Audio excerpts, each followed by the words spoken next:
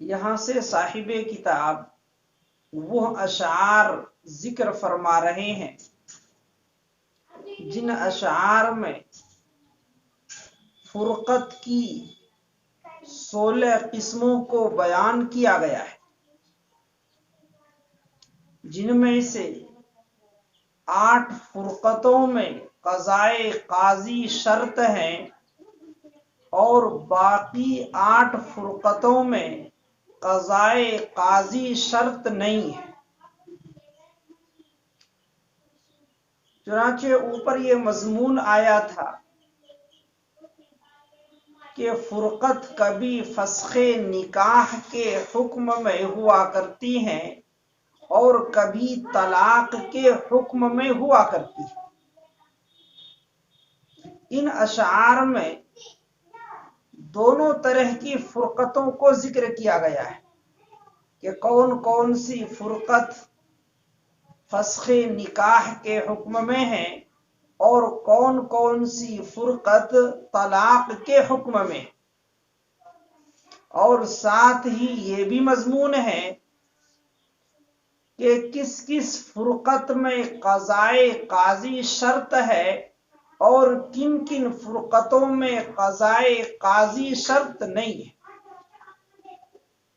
یاد رہے کہ ان اشعار میں انہی 16 فرقتوں کو شمار کرانا مقصود ہے،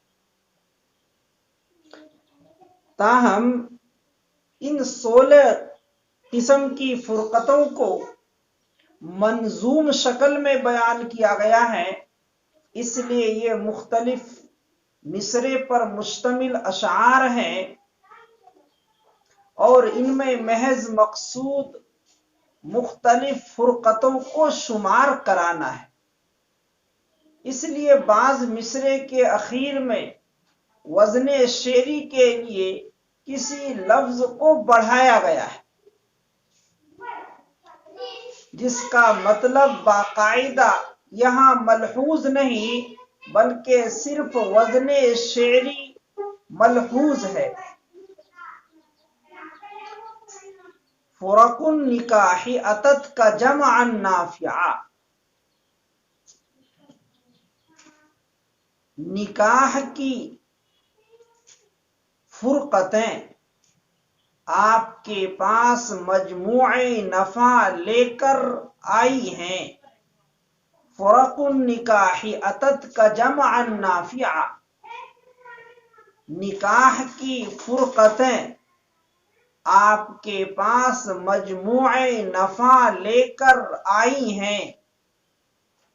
فسخ طلاق وہذا الدر یحکیہا،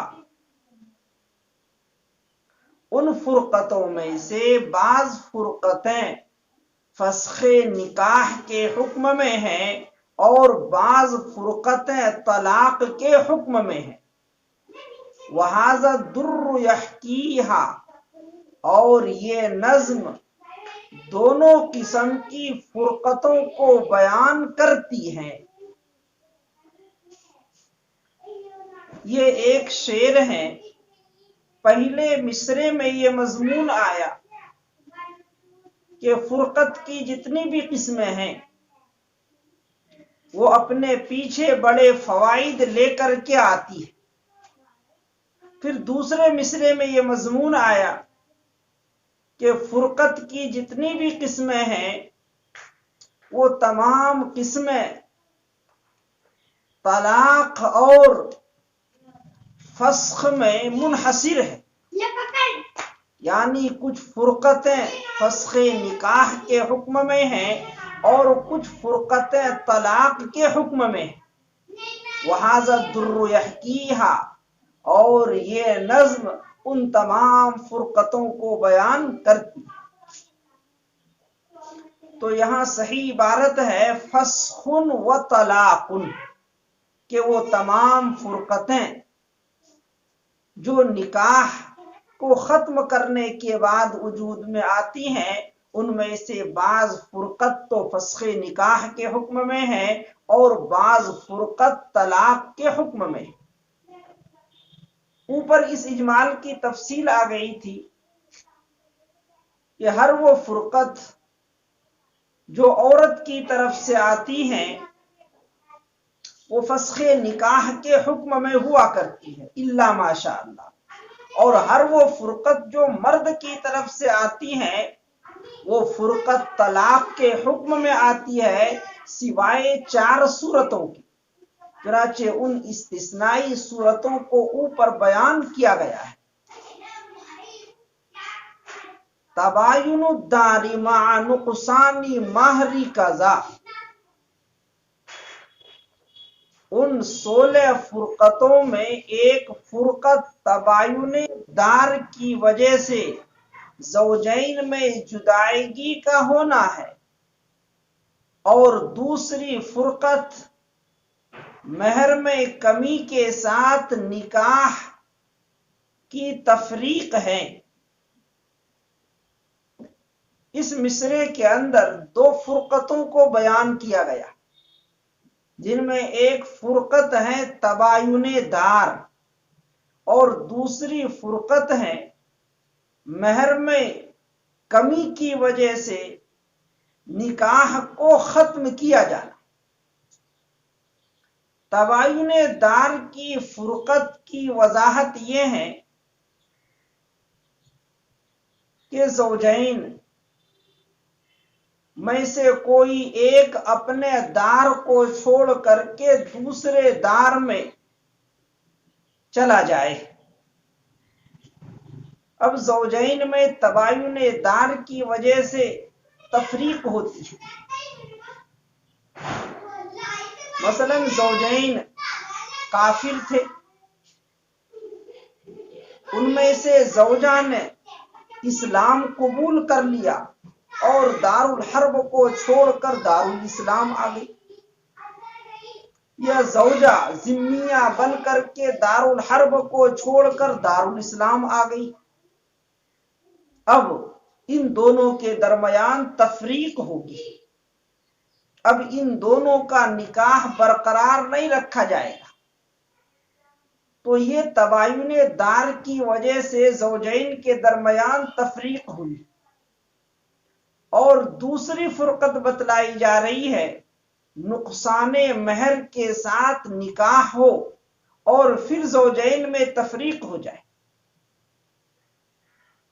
جس کی تفصیل یہ ہے کہ کوئی بالغہ اپنا نکاح مہر مثل سے کم میں کر لے تو اس کے اولیاء کو نکاح کے ختم کرا دینے کا اختیار ہوتا ہے۔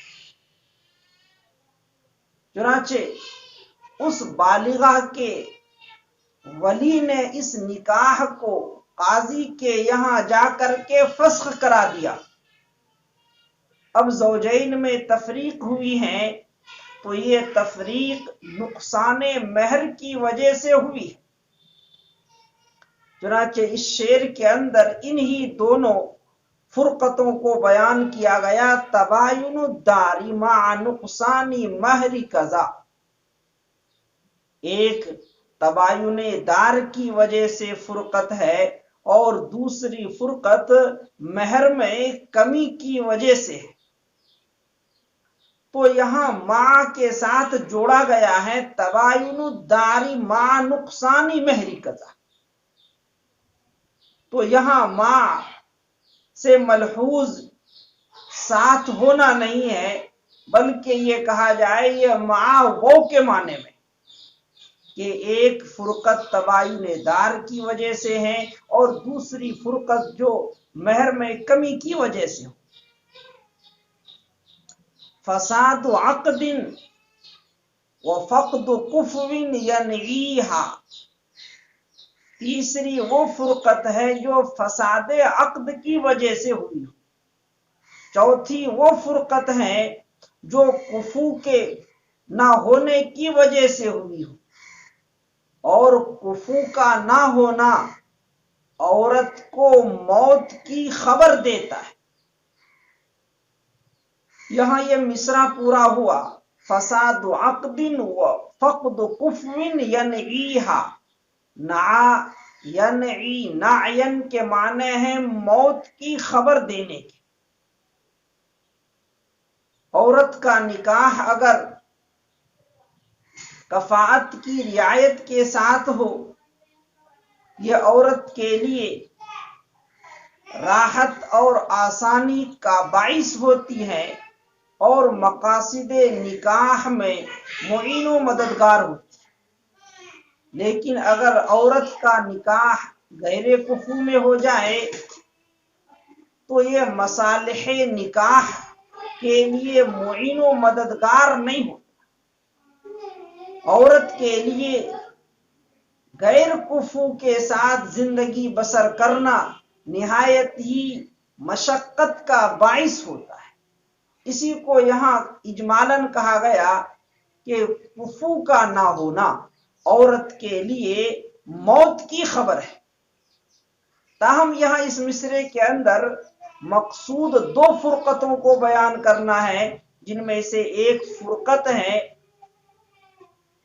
کہ نکاح ہوا ہو لیکن فاسد طریقے پر ہوا، جس کا حکم یہ ہے کہ اس نکاح کو فسخ کر دیا جائے۔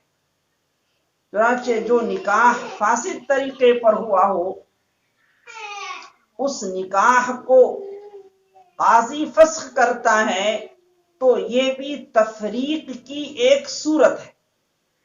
یہی حال ہے کہ غیر کفو میں عورت کا نکاح ہو جائے، اس نکاح کو بھی اولیاء توڑوا سکتا ہے، یہاں پر بھی زوجین میں تفریق ہوگی۔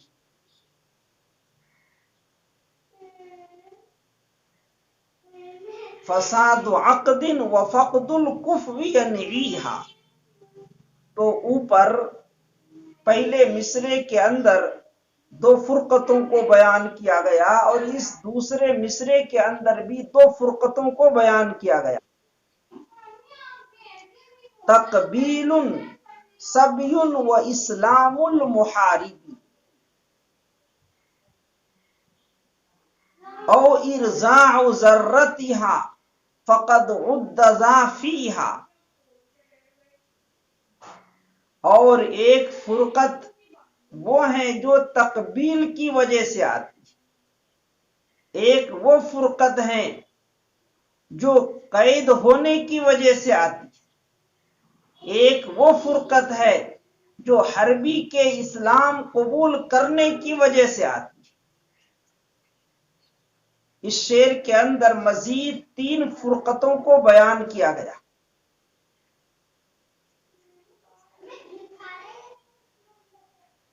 کہ زوجین میں سے زوج زوجہ کی بیٹی کا بوسہ لے لے یا شہوت کے ساتھ ہاتھ لگا دے تو حرمت مصاہرت ثابت ہو جاتی ہے اور زوجین میں تفریق ہوتی ہے۔ یہ ہے تقبیل کی وجہ سے آنے والی فرقت۔ یا بیوی شوہر کے بیٹے کا بوسہ لے لے یا بیوی شوہر کے بیٹے کو شہوت کے ساتھ چھو لے، اب بھی حرمت مصاہرت ثابت ہو جاتی ہے اور زوجین کے درمیان تفریق ہوتی۔ تو زوجین میں نکاح کے ختم ہونے اور تفریق کی یہ ایک شکل ہے تقبیل۔ آگے ایک شکل ہے سبی۔ سبیون کے معنی ہے قید ہونے کے۔ زوجین میں سے زوجہ کو دار الحرب سے قید کر کے دار الاسلام لایا گیا، اس صورت میں بھی اس عورت کو اس کے شوہر کے نکاح سے الگ کر دیا جاتا ہے، ان کے درمیان بھی تفریق ہوتی ہے۔ آگے تیسری ایک تفریق ہے محارب حربی کا اسلام قبول کرنا۔ زوجین کافر تھے، دار الحرب میں رہتے تھے، پھر ان دونوں میں شوہر اسلام قبول کر لے، اب بھی اس کی بیوی اس کے نکاح میں نہیں رہ سکتی، اس لیے کہ بیوی تو حربیہ ہے، کافرہ ہے، اور شوہر اسلام قبول کر چکا ہے، لہذا اب ان دونوں میں تفریق ہوگی۔ تو محارب کا اسلام قبول کر لینا یہ بھی تفریق کا باعث ہوا کرتا ہے، جیسا کہ بیوی کا دارالحرب کو چھوڑ کر کے دارالاسلام آ جانا، یا اسے قید کر کے وہاں سے دارالاسلام میں لے آنا، یہ بھی تفریق کا باعث ہے۔ تقبیل صبی و اسلام المحارب، یہاں شمار کرنا مقصود ہے، اگرچہ بظاہر تقبیل اور صبی کے درمیان حرف عطف نہیں ہے، لیکن وہ ملحوظ ہے کہ ایک فرقت وہ ہے جو تقبیل کی وجہ سے آتی ہے، ایک وہ فرقت ہے جو قید ہونے کی وجہ سے آتی ہے، ایک وہ فرقت ہے جو حربی کے اسلام قبول کرنے کی وجہ سے آتی ہے۔ وَإِرْزَاعُ ذَرَّتِهَا قَدْ عُدَّ ذَا فِيهَا، اور ایک فرقت اپنی سوکن کو دودھ پلانے کی وجہ سے آتی ہے۔ قَدْ عُدَّ ذَا فِيهَا، ان تمام کو فسق میں شمار کیا گیا ہے۔ قد عد ذا فیہا، یعنی سوکن کے دودھ پلانے کو بھی فرقتوں میں شمار کیا گیا ہے۔ چنانچہ مسئلہ آپ نے در مختار ہی میں پہلے پڑھ لیا ہے کہ اگر بڑی سوکن اپنی چھوٹی سوکن کو مدت رضاعت میں دودھ پلا دے تو اب یہ دونوں کی دونوں بیویاں شوہر پر حرام ہو جاتی، بئی طور پر کہ ایک بیوی بڑی ہو، دوسری بیوی اتنی چھوٹی ہو کہ ابھی وہ دودھ ہی پیتی ہو، مدت رضاعت ہی میں ہو، اسی دوران چھوٹی بیوی کو روتی ہوئی دیکھ کر بڑی بیوی اس کی سوکن دودھ پلا دیتی ہے، تو اب بڑی بیوی چھوٹی بیوی کے لیے ماں بن جائے گی، اور ان دونوں کا جو شوہر ہے اپنے نکاح میں ماں اور بیٹی کو جمع کرنے والا ہو جائے گا، حالانکہ ماں اور بیٹی کو جمع کرنے کی اجازت نہیں ہے۔ تو اب مرد اور ان کی دونوں بیویوں کے درمیان تفریق کرا دی جائے گی۔ تو یہ بھی فرقت کی ایک شکل ہے کہ سوکن کو دودھ پلا دے، اسی کو کہا گیا او ارزاع ذرتها قد عد ذا فیہا، خیار عتق بلوغ ردت وکذا ملک لبعض وتلک الفسخ یحصیہا، اور ایک فرقت وہ ہیں جو خیار عتق کی وجہ سے آتی، اور دوسری وہ فرقت ہے جو بلوغ کی وجہ سے آتی ہے، تیسری وہ فرقت ہے جو زوجین میں سے کسی ایک کے مرتد ہونے کی وجہ سے آتی ہے، ایک وہ فرقت ہے جو زوجین میں سے ایک کے دوسرے کے مالک بننے کی وجہ سے آتی ہے، وَتِلْكَ الْفَسْخُ يَحْصِيهَا، اور ان تمام فرقتوں کو یہ منظوم کلام مشتمل ہے۔ یہاں جو یحصیہا کو جوڑا گیا ہے یہ وزن شعری کے لیے جوڑا گیا ہے، آپ دیکھ سکتے ہیں کہ اوپر ینعیہا تھا، یہاں یحصیہا کا لفظ آیا ہے، تو یہاں مقصود وزن شعری کو بنانا ہے جیسا کہ اوپر کے شعر کا وزن ہے۔ تو کبھی کبھی خیار عتق کی وجہ سے بھی فرقت آتی ہے، یہ مسئلہ معلوم ہے کہ خیار عتق کی وجہ سے فرقت اس وقت آتی ہے کہ باندی کا نکاح آقا نے کسی سے کرا دیا، آئندہ چل کر کے آقا نے اپنی منکوحہ باندی کو آزاد کیا، تو اب اس منکوحہ کو خیار عتق حاصل ہوتا ہے۔ سابق نکاح پر برقرار رہنا چاہے تو برقرار رہ سکتی ہے، اور اگر اس شوہر کے نکاح میں نہیں رہنا چاہتی ہے تو اس کا بھی اختیار ہے۔ یہ ہے خیار بلوغ، اور خیار بلوغ صرف باندی ہی کو حاصل ہوا کرتا ہے، خیار بلوغ غلام کو حاصل نہیں ہوتا۔ جس آقا نے اپنے غلام کا نکاح کرا دیا ہو، پھر آئندہ چل کر کے اس آقا نے اپنے غلام کو آزاد کیا ہو، تو غلام کو خیار عتق حاصل نہیں کہ اس نکاح میں وہ رہنا چاہے تو رہے اور نہ رہنا چاہے تو بھی اختیار ہو۔ غلام کو یہ اختیار نہیں ہوتا، خیار عتق تو صرف باندی کو حاصل ہوتی ہے۔ الغرض باندی نے خیار کو استعمال کیا، جس کی وجہ سے زوجین میں تفریق ہو گئی ہو، تو یہ خیار عتق کی بنا پر آنے والی تفریق ہے۔ یہی حال ہے خیار بلوغ کا۔ ہاں، خیار بلوغ صغیر اور صغیرہ دونوں کو ملا کرتا ہے۔ باپ دادا کے علاوہ صغیر اور صغیرہ کا نکاح بچپنے میں کسی ولی نے کر دیا ہو تو بالغ ہونے پر غلام کو بھی اختیار ہے، اور باندی کو بھی، لڑکے کو بھی اختیار ہے بالغ ہونے پر، اور لڑکی کو بھی اختیار ہے بالغ ہونے پر کہ سابق نکاح میں بنی رہیں یا اسے ختم کریں، تو وہ لڑکی بھی کر سکتی ہیں جیسا کہ لڑکا بھی سابق نکاح کو ختم کر سکتا ہے۔ ردتن، ارتداد کی وجہ سے جو فرقت آتی ہے۔ آگے مزید ایک اور فرقت کو بیان کر رہے ہیں، وَكَذَا مِلْكٌ لِبَعْضٍ، زوجین میں سے ایک دوسرے کے مالک ہو جائے تو اس کی وجہ سے فرقت آتی ہے۔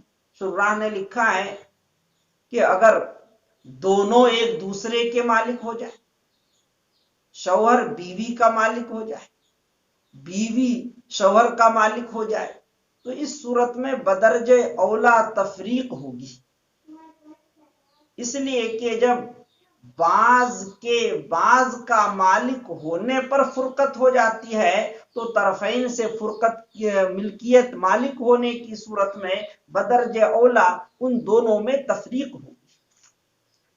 مثلا زوجین غلام اور باندی تھے، پھر ان میں سے کوئی ایک دوسرے کو خرید لے، تو ایسی صورت کے اندر ان دونوں کے درمیان تفریق ہوگی۔ یا کوئی آزاد باندی سے نکاح کر لے، شوہر آزاد تھا اور بیوی باندی تھی، پھر شوہر نے اپنی باندی ہی کو خرید لیا، تو ایسی صورت میں سابق نکاح کو برقرار نہیں رکھا جائے گا، بلکہ ان دونوں میں تفریق کی جائے گی، رشتہ نکاح کو ختم کیا جائے گا۔ وَكَذَا مِلْكٌ لِبَعْضٍ وَتِلْكَ الْفَسْخُ يَحْصِيهَا، اور ان تمام فسخ کی صورتوں کو یہ منظوم کلام مشتمل ہے۔ امت طلاق، یہ اوپر جتنی بھی تفریق کی صورتیں آئی، یہ تمام تفریق فسخ نکاح کے حکم میں ہے، چاہے تفریق تباین دار کی وجہ سے ہو، فسخ نکاح کے حکم میں ہے، چاہے تفریق نقصان مہر کی وجہ سے ہو، چاہے تفریق فساد عقد کی وجہ سے ہو، چاہے تفریق وفوق فوت ہونے کی وجہ سے ہو، چاہے تفریق حرمت مساہرت کی وجہ سے ہو، چاہے تفریق قید ہونے کی وجہ سے ہو، چاہے تفریق حربی کے اسلام لانے کی وجہ سے ہو، چاہے فرقت سوکن کو دودھ پلانے کی وجہ سے ہو، چاہے فرقت خیار عتق کی وجہ سے ہو، خیار بلوغ کی وجہ سے ہو، ارتداد کی وجہ سے ہو، بعض کے مالک بننے کی وجہ سے ہو، یہ تمام کی تمام فرقتیں فسخ نکاح کے حکم میں۔ آگے ان فرقت کے اسباب کو بیان کیا جا رہا ہے جو طلاق کے حکم میں ہے۔ امت طلاق، بہرحال وہ فرقتیں جو طلاق کے حکم میں ہوا کرتی ہیں، ان میں سے ایک شوہر کا مجبوب ہونا ہے۔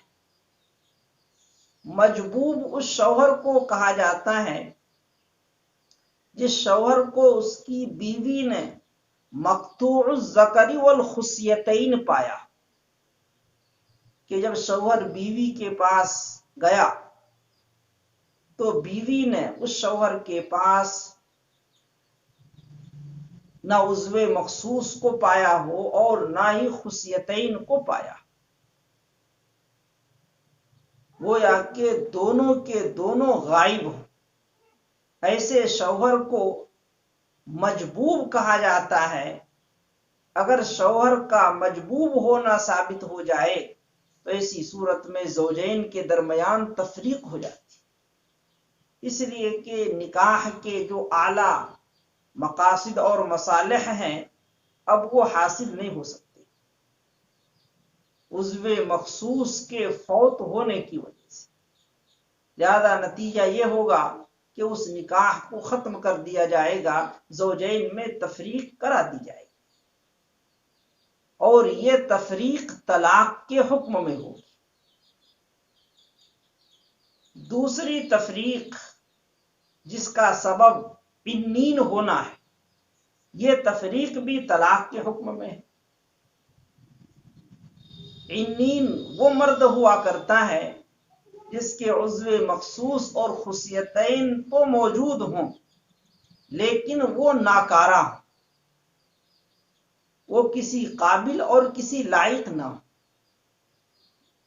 ایسے شوہر کو عنین کہا جاتا ہے۔ یہاں اس کے لیے انا کا لفظ آیا ہے کہ عنین ہونا، انا کے معنی ہے عنین ہونا۔ عنین ہونے کی وجہ سے جو تفریق آتی ہے وہ تفریق بھی طلاق کے حکم میں۔ لہذا عورت قاضی کی یہاں مقدمہ دائر کرے گی کہ میرے شوہر عنین ہے، نامرد ہے۔ ایسی صورت میں قاضی اس کی تحقیق کرے گا اور اس کو اولاً دوا دارو کے لیے 1 سال کا موقع دے گا۔ 1 سال میں اگر ٹھیک ہو گئے فبیہا، ورنہ تم دونوں کے درمیان تفریق کرا دی جائے۔ اب جو تفریق ہو رہی ہے، سال کے بعد دوا دارو بھی کارگر ثابت نہ ہو تو یہ تفریق طلاق کے حکم ہے۔ وَقَضَى إِيلَاؤُهُ وَلِعَانٌ ذَاكَ يَتْلُوهَا، اسی طرح وہ فرقت جو شوہر کے ایلا کرنے کی وجہ سے آتی ہو وہ طلاق کے حکم میں۔ شوہر نے بیوی سے 4 ماہ تک صحبت نہ کرنے کی قسم کھائی اور 4 مہینے تک واقعتاً وہ بیوی کے پاس نہ گیا، تو ایسا شوہر ایلا کرنے والا ہو جاتا ہے اور بیوی نکاح سے نکل جاتی ہے۔ زوجین کے درمیان تفریق کرا دی جاتی ہے شوہر کے ایلا کرنے کی وجہ سے، اور شوہر مولی قرار پاتا ہے۔ ایلا کرنے والا شوہر مولی قرار پاتا ہے۔ الغرض ایلا کے نتیجے میں آنے والی تفریق یہ طلاق کے حکم میں ہے۔